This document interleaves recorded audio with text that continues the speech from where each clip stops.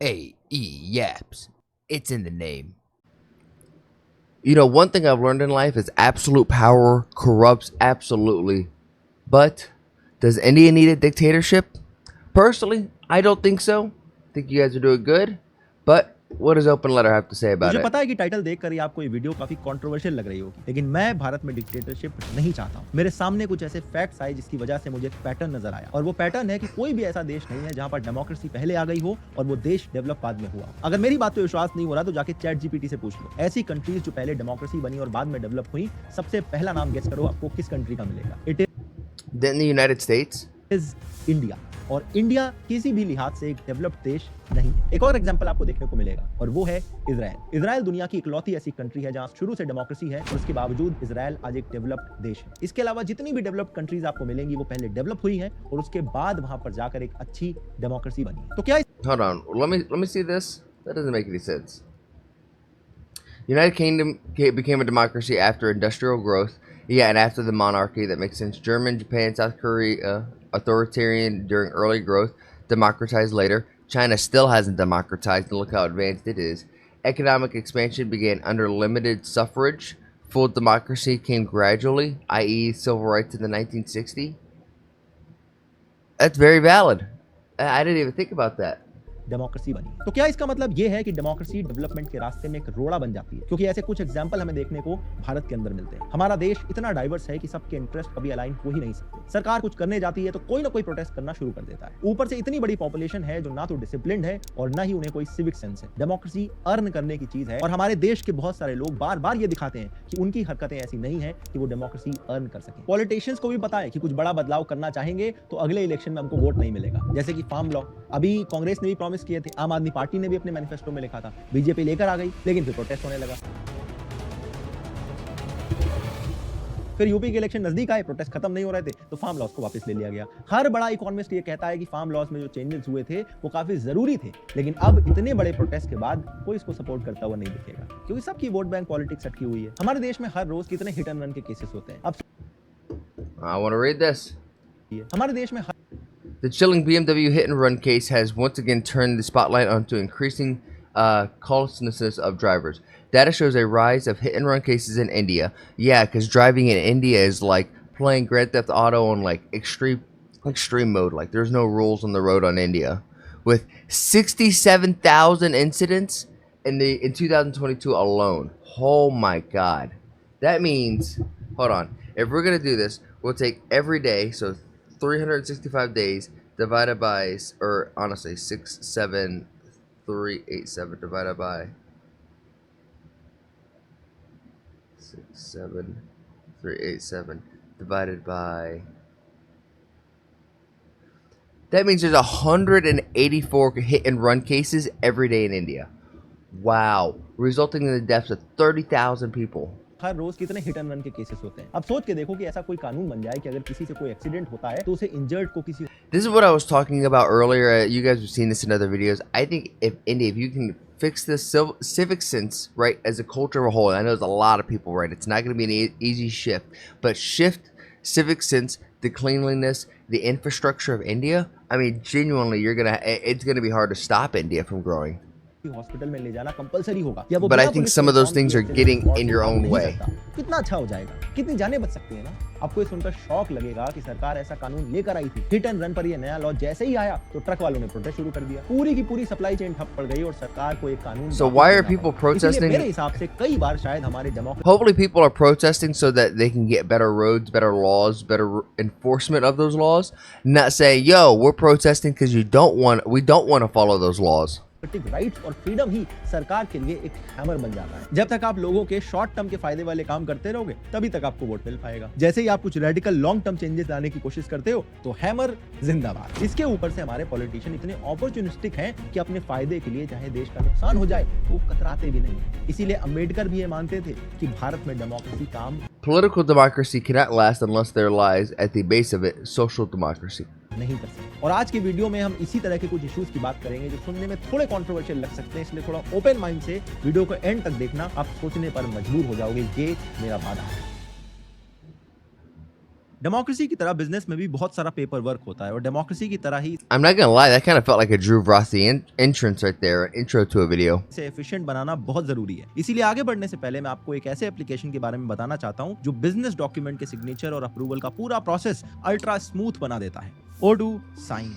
Business में अलग अलग डॉक्यूमेंट्स पर साइन करना पड़ता है। Recruitment letter, sales contract, accounting approvals और मैनुअली करते करते तो पूरा दिन निकल जाता है। Oh, wow. ओडू साइन के थ्रू आप अपना डॉक्यूमेंट इजीली अपलोड कर सकते हो। कौन कौन साइन करेगा वो आप स्पेसिफाई कर सकते हो। जो फील्ड्स जिससे भरवानी है जैसे email, Doesn't sign, date, name, Adobe do this for free? Drop करके सेट कर सकते हो। हर फील्ड को मैंडेटरी या ऑप्शनल मार्क कर सकते हो और साइन करने का ऑर्डर भी आप सेट कर सकते हो। मैनुअली रिमाइंडर भेजने की जरूरत नहीं है। ओडू साइन में ऑटोमेटिक रिमाइंडर सेट कर सकते हो ताकि कोई साइन करना भूल ना जाए। और साइन करना भी बहुत आसान है, चाहे ऑटो साइन हो, मैनुअली ड्रॉ कर सकते हो या फिर साइन का फोटो अपलोड कर सकते हो। डेस्कटॉप या मोबाइल दोनों पर ये सीमलेसली काम करता है। ऑथेंटिसिटी और सिक्योरिटी के लिए ओटीपी बेस्ड वेरिफिकेशन का ऑप्शन भी यहाँ पर मिलता है। जैसे ही डॉक्यूमेंट साइन होता है, सब पार्टीज को डिजिटली साइन सर्टिफिकेट मेल पर चला जाता है, कुछ इस तरह से। आपका पूरा डॉक्यूमेंट फ्लो एक डैशबोर्ड पर विजिबल होता है। साइंड, पेंडिंग, एक्सपायर होने वाले डॉक्यूमेंट सबका स्टेटस एक साथ दिख जाता है। ये इंडिया में लीगल है और काफी सारे बिजनेसेस अब डिजिटली साइन करने के लिए ओडू साइन ऑलरेडी यूज कर रहे हैं। ओडू के पास साइन जैसे और भी एप्स हैं, इनवॉइसिंग, अकाउंटिंग, प्रोजेक्ट मैनेजमेंट जैसे use cases Don't you have like Adobe for this? के लिए। पहला ऐप लाइफ टाइम के लिए फ्री है, Except for the accounting. Unlimited hosting That's like और सारे ऐप्स का एक्सेस चाहिए तो QuickBooks. सिर्फ 580 रुपीस पर मंथ में मिलता है। डिस्क्रिप्शन में ओडू साइन ऐप का लिंक दिया हुआ है, एक बार जाके चेकआउट जरूर करना। आप सोच कर देखो कि क्या एक कंट्री जिसमें लगातार कोई ना कोई कॉन्फ्लिक्ट चल रहा है, चाहे रिलीजन के ऊपर हो, लैंग्वेज के ऊपर हो, स्टेट की लड़ाई हो, जहां लोग हर टाइम एक वॉर मोड में हो, तो क्या ऐसे देश में कभी भी कोई डेवलपमेंट हो सकता है? क्या ऐसे देश के लोग प्रोडक्टिव हो सकते हैं? क्या ऐसे देश की क्वालिटी ऑफ लाइफ कभी इंप्रूव हो सकती है? भारत और कुछ भारत जैसे देश जो रैपिडली डेवलप नहीं कर पा रहे हैं, वहां पर ऐसा ही माहौल है। पाकिस्तान, बांग्लादेश, नेपाल, कुछ अफ्रीकन और लैटिन अमेरिकन कंट्रीज के बहुत सारे ऐसे एग्जांपल हैं और ये सारी कंट्रीज सो कॉल्ड डेमोक्रेसीज हैं, चाहे कितनी भी फ्लॉड हो, लेकिन दुनिया के नजर Yeah, so-called democracy. Let's look at Pakistan and you tell me, is that really a democracy? में ये डेमोक्रेसीज हैं। अब जरा Let's look at Iran or Saudi Arabia. Is that really a democracy? उन कंट्रीज पर नजर डालो जो इन कंट्रीज के कंपैरिजन में ज्यादा रैपिडली डेवलप कर पा रही हैं, जैसे साउथ ईस्ट एशिया के कुछ देश। वियतनाम का एग्जांपल ले लो। हाल ही में ये देश टूरिज्म के लिए बहुत फेमस हुआ था, लेकिन इसके पहले वियतनाम वॉर के लिए जाना जाता था। 1955 से लेकर 75 तक वियतनाम में अमेरिका और सोवियत यूनियन के बीच में प्रॉक्सी वॉर चलती रही, जिसकी वजह से देश एकदम उजड़ गया था। वियतनाम से लोग माइग्रेट होकर दूसरे देशों में भाग भाग के जा रहे थे, लेकिन आज वियतनाम साउथ ईस्ट एशिया की फास्टेस्ट ग्रोइंग इकोनॉमी बन चुका है। दुनिया में टूरिज्म और अपने मैन्युफैक्चरिंग सेक्टर के लिए बहुत फेमस है, जिसकी पर कैपिटा इनकम भारत से 1.5 गुना ज्यादा है। और China I think what more to do with Vietnam's growth though was the success and them figuring out how to make superconductors for computers. Isn't Taiwan and Vietnam, isn't that like the place to get like semiconductors? Which is weird, like on the spot on this floating rock in space. Those little islands are the ones that are cranking out semiconductors. China से जितनी भी American company बाहर जा रही हैं, वो भारत की जगह वियतनाम को पहली प्रेफरेंस दे रही हैं। भारत के भी टूरिस्ट गोवा की जगह आज वियतनाम जाना प्रेफर कर रहे हैं। लेकिन ऐसा क्यों है? सिर्फ इसलिए नहीं क्योंकि वियतनाम भारत से सस्ता देश है, ऐसा इसलिए है क्योंकि वहां पर भारत से कम पैसे खर्च करने पर भी भारत से बहुत ज्यादा बेटर क्वालिटी ऑफ लाइफ मिलती है। वहां के बीचेस भारत की तरह गंदे नहीं है, वहां जगह जगह कूड़े के ढेर नहीं पड़े हुए, वहां सड़कों पर कैटल और स्ट्रे डॉग्स नहीं दिखते हैं, वहां लोगों को बेसिक सिविक सेंस है, ट्रैफिक रूल्स फॉलो होते हैं। टूरिस्ट वाली जगह पहुंचते ही 10 लोग आपके बैग नहीं खींचने लगते और आपको सामान बेचने के लिए आपके पीछे नहीं पड़ जाते। इकोनॉमी के फ्रंट पर भी देखो तो ब्रांडेड स्टोर्स में जाकर देखना, कपड़ों पर मेड इन वियतनाम का It definitely seems like when you go to India, it's like as chaotic as New York, but instead of New York being this tiny little state in America, India is this great large country filled to the brim with people. Tag आपको लगा हुआ दिख जाएगा। Uniqlo, Nike, Adidas और gap जैसे बड़े बड़े brands Bharat में वियतनाम से ही कपड़े इंपोर्ट करके बेच रहे हैं। कोविड के टाइम पर जब चाइना से कंपनी शिफ्ट हुई तो थोड़ी बहुत असेंबली लाइन अट्रैक्ट करके हमने अपनी पीठ थपथपानी शुरू कर दी, लेकिन असली मैन्युफैक्चरिंग बिजनेस सारा का सारा वियतनाम में शिफ्ट हो गया। यानी कि टूरिज्म और मैन्युफैक्चरिंग में वियतनाम हमसे बहुत अच्छा कर रहा है और हमें कड़ा कॉम्पिटिशन दे रहा है। अगर इकोनॉमिक ग्रोथ का नंबर देखो तो भारत से ज्यादा नहीं है, लेकिन पॉवर्टी रिडक्शन के नंबर भारत और चाइना दोनों से ज्यादा वियतनाम में है। यानी वियतनाम ने ज्यादा इफेक्टिवली अपने लोगों को पॉवर्टी से बाहर निकाला है। पॉलिटिकल सीन देखो तो वियतनाम एक अथॉरिटेरियन कंट्री है, जिसमें चाइना की तरह सिंगल पार्टी सिस्टम है, यानी कि यहाँ पर भी सिर्फ एक ही पार्टी रूल करती है और इसके अलावा मीडिया से लेकर मोस्टली हर सेक्टर स्टेट कंट्रोल्ड है। कहने The worst thing about democracies, especially like if we look at America, you form a republic, Republicans, conservatives, and liberals and Democrats, right? Like those are the two sides that you bring.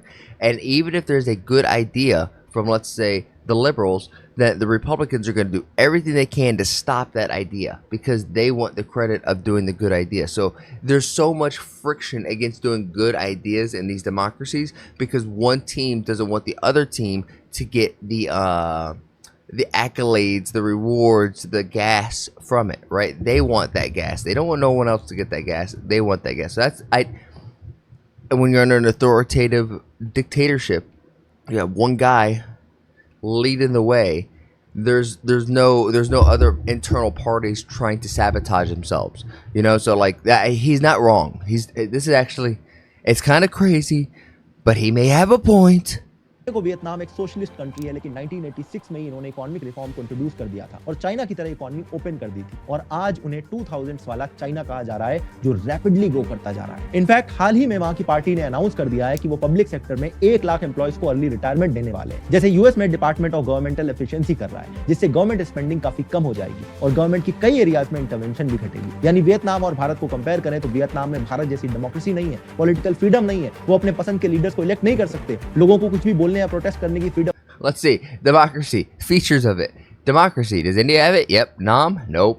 Political freedom? India has it? Yep. People in Vietnam? No. Free and fair elections? I think both of these are X's, especially like we know that they've tried messing with the elections in India, but freedom of speech? Check mark. Nope. So India has true freedom of speech. That's nice. I didn't know that. That's actually kind of dope. Right to protest? For sure, we're talking about it. In India and Vietnam, nope. So I guess like there's no freedom in Nam is what he's trying to say. नहीं है, लेकिन per capita income और quality of life में वो हमसे 1000 गुना better कर रहे हैं। पॉवर्टी हमसे काफी कम है और इनइक्वालिटी भी कम है। ऐसे ही थाईलैंड का एग्जांपल ले लो, थाईलैंड भी भारत से काफी ज्यादा डेवलप्ड है। थाईलैंड की पर कैपिटा इनकम ऑलमोस्ट $60,000 है और हमारी है $2400। और wow, almost 3 times the average. Thailand भी अपने टूरिज्म और एक्सपोर्ट के लिए पूरी दुनिया में फेमस है, लेकिन थाईलैंड में भी डेमोक्रेसी नहीं है। इनफैक्ट मोस्टली ये कंट्री मिलिट्री रूल के अंडर रही है। 2000 से ही थाईलैंड में कभी इलेक्टेड गवर्नमेंट आ जाती है और कभी मिलिट्री रूल लग जाता है। जैसे 2014 से 2019 में मिलिट्री रूल था, लेकिन 2020 के बाद से इलेक्टेड गवर्नमेंट है। हालांकि थाईलैंड एक मोनार्की है, इसलिए किसी की भी सरकार हो, राजा के अप्रूवल के बिना वहां कुछ नहीं हो सकता। और इसी तरह से आप सिंगापुर को देखो, मैं रिसेंटली वहां पर Nothing happened to there's a king of Thailand? गया था। बहुत डेवलप्ड देश है, छोटा सा देश है, लेकिन वहां पर भी बहुत अथॉरिटेरियन सरकार है। वहां पर भी मीडिया वगैरह में कोई आजादी नहीं है, एक सिंगल रूल चलता है। लेकिन उस सिंगल रूल की वजह से पिछले 30-40 सालों में सिंगापुर जिस तरह से डेवलप हुआ है वो पूरी दुनिया के लिए एक एग्जांपल सेट हो गया है। लेकिन आप में से बहुत सारे लोग कह सकते हो कि वियतनाम, थाईलैंड, सिंगापुर छोटे छोटे देश हैं, इससे भारत को कैसे कंपेयर कर दे रहे हो? अगर पॉपुलेशन ही हमारा एक्सक्यूज है तो चाइना ने भी तो ये सब करके दिखाया है। उनकी for sure, you can't say population is going to be a drawback because look how grand China is. China and India are rival in terms of population, but look how far there's been so much propaganda against China to think that they're like this poor country, that nothing's going on, that they have these ghost cities. But if you some of that may be true, right? There may be some truth to that. But look at everything else here. It's insane. Population कैसे इतनी discipline बनी, उन्होंने भी इतनी बड़ी population को कैसे productive बनाया। यानी बड़ी पॉपुलेशन होना कोई एक्सक्यूज नहीं हो सकता है। लेकिन अगेन हमें एक पैटर्न दिखता है, चाइना भी डेमोक्रेसी नहीं है और शायद इसीलिए वो इतनी तेजी से ग्रो कर पाए। अगर हम डेवलप्ड कंट्रीज का एग्जांपल भी लें तो सेम ही पैटर्न दिखेगा। I'm not gonna lie, that looked like freaking the city that Spider-Man lives in. That's how futuristic and far out that looked. पहले वो देश डेवलप हुए और उसके बाद जाकर उन देशों ने डेमोक्रेसी को अर्न किया। यूके इंडस्ट्रियलाइज होने वाला सबसे पहला देश है जो 18th 19th सेंचुरी में इंडस्ट्रियलाइज हो चुका था और उस टाइम पर यूके मोनार्की के अंडर था और सिर्फ कुछ ही लोगों के पास वोटिंग के राइट्स थे। जैसे कि जो लोग प्रॉपर्टी ओन करते थे, इनिशियली सिर्फ वही लोग इलेक्शन में वोट कर सकते थे। 1918 में जाकर सारे मेन को वोटिंग राइट मिल पाए, लेकिन अभी भी सिर्फ वही विमेन वोट कर सकती थी जिनकी एज 30 साल से ऊपर हो और जो प्रॉपर्टी ओन करती हो। और फाइनली 1928 में जाकर 21 साल के ऊपर के सभी सिटीजन्स को without any restriction That's when it all went downhill, boys. Voting right मिल पाए। फर्स्ट इंडस्ट्रियल रिवोल्यूशन हुआ था 1760 से 1840 और सेकंड इंडस्ट्रियल रिवोल्यूशन हुआ था 1870 से 1914 के बीच में। यानी कि ऑलमोस्ट 170 साल और 2 इंडस्ट्रियल रिवोल्यूशन के बाद यूके में सभी सिटीजन को वोटिंग राइट्स मिल पाए। ऐसे ही यूएस के अंदर 1964 में जाकर यूनिवर्सल सफरेज हुआ, यानी कि ब्लैक वुमेन को 1964 तक भी वोट देने का अधिकार नहीं था। साउथ कोरिया में 1960 से 1980 के बीच में रैपिड इंडस्ट्रियलाइजेशन हुआ और 1987 तक साउथ कोरिया मिलिट्री रूल के अंडर रहा। Taiwan I wonder what it felt like during those times because we're probably living through like an AI or a technological revolution and we don't even realize it. But the world feels like it was advancing so fast back in the 20s, 30s, 40s, and 50s. it feels like it's plateaued a little bit now with AI coming back into the mix and how good AI has gotten in the past few months. I mean, look at all his B-roll is just going to be AI. Like, I wonder if it felt the same way that it does now, which is just kind of like this weird energy in the back of your head to know that shit's changing and shit's changing fast. 1950 से 1980s के बीच में rapidly develop हुआ। In fact इसे Taiwan miracle कहा जाता है। लेकिन इस पीरियड में ताइवान में भी सिंगल पार्टी रूल था, बल्कि ताइवान में तो 1996 में जाकर पहले डेमोक्रेटिक इलेक्शन हो पाए। सिंगापुर भी जब मलेशिया से अलग हुआ और सेल्फ गवर्नेंस आई, उसके बाद से पीपल्स एक्शन पार्टी की सरकार रही, जिसके एक काफी पॉपुलर लीडर थे ली क्वान यू। इन्होंने सिंगापुर को 31 साल तक रूल किया था और इसे काफी डेवलप किया था। लोगों को सिविलाइज करने के लिए इन्होंने भी काफी स्ट्रिक्ट मेजर लिए थे। Whoever governs Singapore must have that iron in him, or give it up. This is not a game of cards. This is your life and mine. I've spent a whole lifetime building this. And That's a leader right there. as long as I'm in charge, nobody's going to knock it down. इसीलिए आज भी I mean, that's what you like is crazy. And CEOs, presidents, they all have like this underlying tone or underlying level of being like psychotic, right? Because of like, it takes a lot of gusto for a human that's no different than you and I to think that they could run a country, and they spent their whole life building it. They're not going to let anything tear it down. It may sound crazy, but those are the kind of guys that you want leading that country. Western media Singapore को एक soft authoritarian state कहती है। Chinese president Xi Jinping ने भी president बनते ही Singapore model को China में apply करना शुरू कर दिया था। ये मॉडल था सॉफ्ट अथॉरिटेरियनिज्म के साथ कंप्लीट मेरिटोक्रेसी को प्रमोट करना। इसी मॉडल को स्टडी करके शी जिनपिंग ने चाइना में काफी बड़ा एंटी करप्शन मूवमेंट भी चलाया था। खुद वेस्टर्न मीडिया ये एक्सेप्ट करती है कि भले ही सिंगापुर एक authoritarian state Of all the benevolent dictators in history, what a way to describe dictators. None deserve the title more than Mr. Lee. For 31 years, he ruled as Prime Minister of Singapore, and for 2 more decades, so 51 years total, he held the position in a cabinet. Firmly entrenched and with a free hand, Lee molded Singapore in his own image and made it what it is today. A prosperous city-state with an intensely pragmatic people under the spell of a peculiar brand of soft authoritarianism. Wow.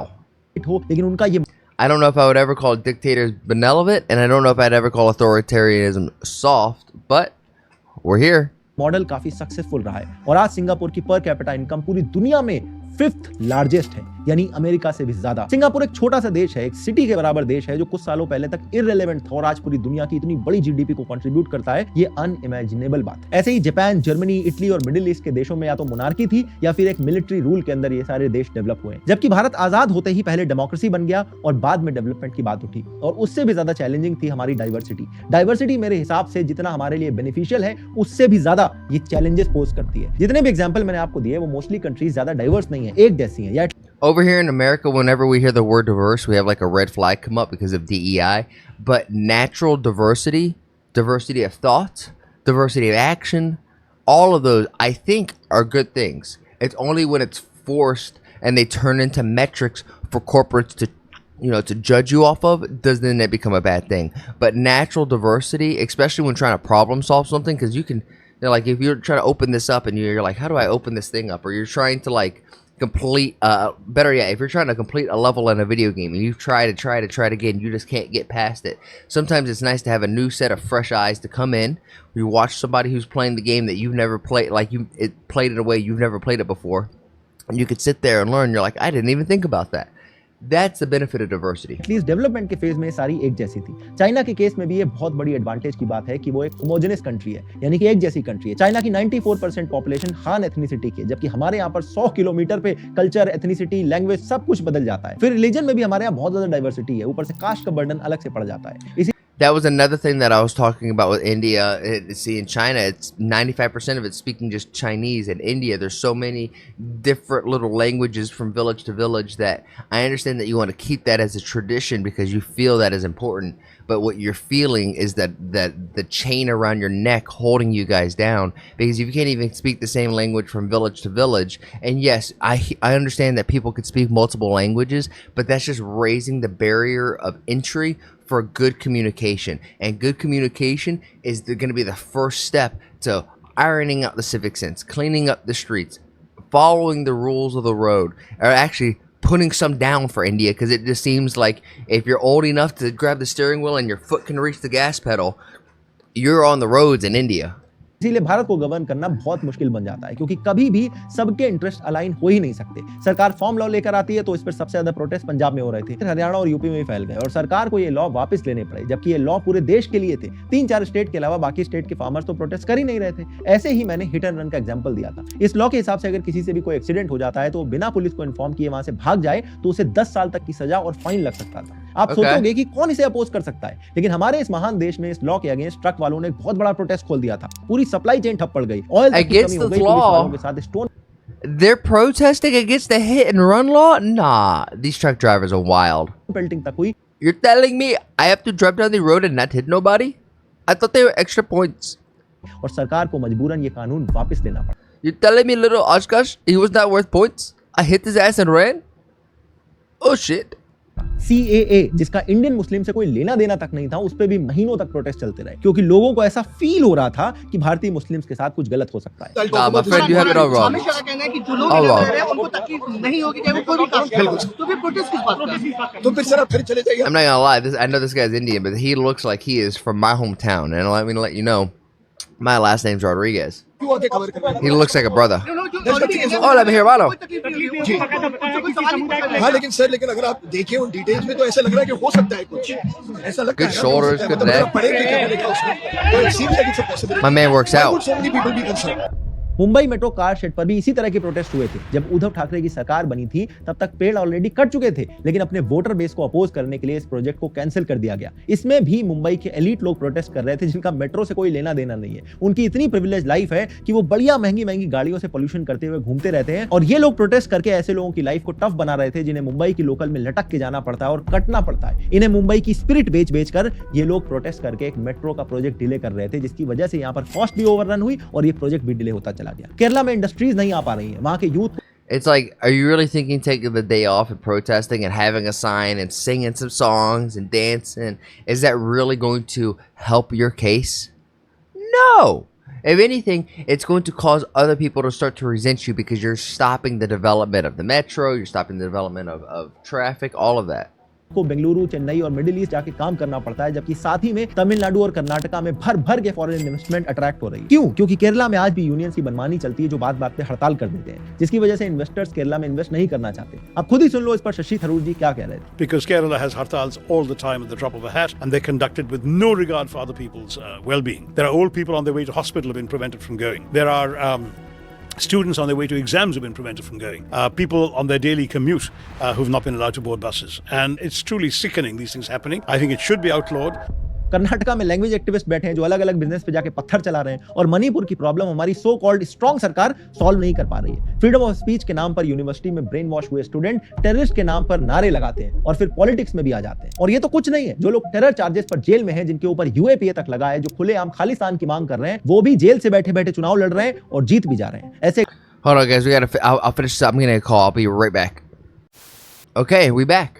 Example मुझे beauty of democracy तो बिल्कुल नहीं लगते, बल्कि too much democracy का example लगते हैं। अच्छी अच्छी वेस्टर्न कंट्रीज में भी ऐसा नहीं होता होगा कि जो लोग स्टेट के अगेंस्ट वॉर डिक्लेयर कर चुके हैं उन्हें चुनाव लड़ने दिया जा रहा है और लोग जिता भी रहे हैं। वोट के लिए दबा के फ्रीबीज दी जाती हैं, जबकि सबको पता है कि ये सस्टेनेबल नहीं है। लेकिन फ्रीबीज ऑफर किए बिना अब कोई पार्टी नहीं जीत सकती है। A to Z her party her election में फ्रीबीज को प्रॉमिस करती है और पूरे स्टेट का फिस्कल डेफिसिट दांव पे लग जाता है। और इसी बढ़ते फिस्कल डेफिसिट की वजह से कोई भी This is talking about like every time like Rahul Gandhi's like, don't worry, I'll give you guys free lunches. I'll give you guys free everything. Just vote for me. And it's like, wait, well, how is it going to be free? Because ultimately you're going to be doing it off taxes and it's off of my rupees. So it's not really free.